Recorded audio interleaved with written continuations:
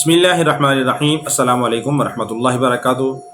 محترم ناظرین، بندہ بسا اوقات خود نیک ہوتا ہے مگر اس کی اولاد اس کی نیک نامی کو خاک میں ملا دیتی ہے، اولاد بری ہو جاتی ہے، اولاد بری عادتوں کے اندر مبتلا ہو جاتی ہے، جس کی وجہ سے والدین کی بھی بدنامی ہوتی ہے۔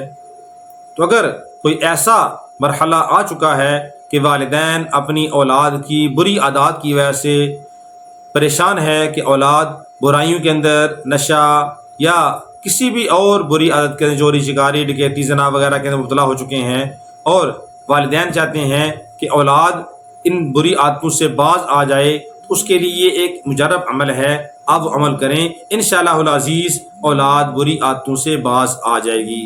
عمل کیا ہے کہ آپ نے قبرستان میں جانا ہے، قبرستان میں جا کے 7 کنکریاں لینی ہیں، وہاں سے 7 چھوٹی چھوٹی کنکریاں لے لیں، اور ہر کنکری کے اوپر سورہ لہب یعنی تبت یدا ابی لہب، اس کو آپ نے 14 بار پڑھنا ہے۔ ہر کنکری کے اوپر 14 بار سورہ لہب پڑھنی ہے، اور 14 بار پڑھ کر اس کے اوپر دم کریں، اور اپنی زبان سے یہ کہیں کہ فلاں بن فلاں، یعنی زید بن فاطمہ، اس کا نام، اس کی والدہ کا نام لینا ہے کہ اس کی بری عادتیں دفن ہو جائیں، اور پڑھ کے اس کنکری کے اوپر دم کریں۔ پھر 14 بار سورہ لہب پڑھیں، اور 14 بار سورہ لہب پڑھ کر دوبارہ اسی طرح کہیں کہ زید بن فاطمہ، یہ جو اس کا نام ہے اس کا نام، اور 7 بن، اور اس کے بعد اس کی والدہ کا نام لے کر یہ کہے کہ اس کی بری عادتیں دفن ہو جائیں، اور اس کنکری کے اوپر پھونک مار دیں۔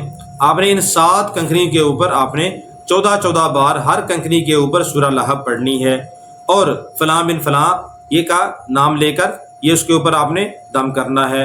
اور اس کے بعد جب 7 کنکریاں دم ہو جائیں تو ان کو کسی پرانی قبر کے اندر آپ ڈال دیں، تھوڑا سا گڑھا کھود کر دفن کر دیں۔ آپ نے 11 دن لگاتار یہ عمل کرنا ہے، اس عمل میں ناغہ نہیں کرنا، 11 دن لگاتار یہ عمل کریں، انشاءاللہ العزیز اس بچے کی، اس بچہ ہے یا بچی ہے کوئی بھی ہے، اس کی بری عادتیں ختم کر دیں گے۔ اللہ رب العالمین اس کو بری عادتوں سے نجات نصیب فرما دیں گے، اور اللہ رب العالمین اس کو راہ راست کی طرف رہنمائی فرما دیں گے۔ اللہ رب العالمین ہم سب کا حامی و ناصر ہو۔ اللہ رب العالمین ہم سب کو اور ہماری اولادوں کو بری عادات سے، بری جتنی بھی خصلتیں ہیں ان سے محفوظ رکھے۔ اللہ رب العالمین ہم سب کا حامی و ناصر ہو۔ السلام علیکم ورحمۃ اللہ وبرکاتہ۔